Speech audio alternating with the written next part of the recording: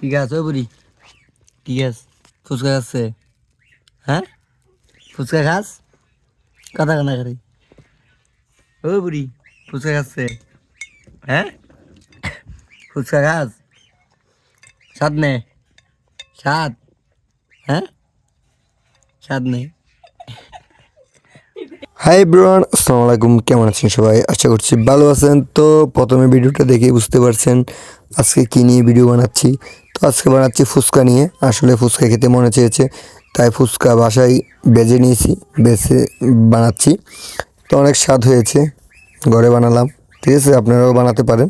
তো অনেক স্বাদ হয়েছে। এটা হচ্ছে তেঁতুল টক, ওই তাগাড়িতে দেখতেছেন। এটা হচ্ছে আলু, ডিম, সালাদ, যা যা ইত্যাদি লাগে সব কিছু। তো অনেক স্বাদ লাগতেছে, খাইতেছি, খুবই ভালো লাগতেছে। তার পাশাপাশি আমার মেয়েও খাচ্ছে, মেয়েটিও অনেক খুশি, ফুচকা খাচ্ছে। দেখতেছেন তার মুখের কি হাসি সুন্দর, মাশাআল্লাহ, অসাধারণ হাসি। আমি চেষ্টা করি আমার মেয়েদের, ছেলেদের মুখে এরকম হাসি যেন থাকে।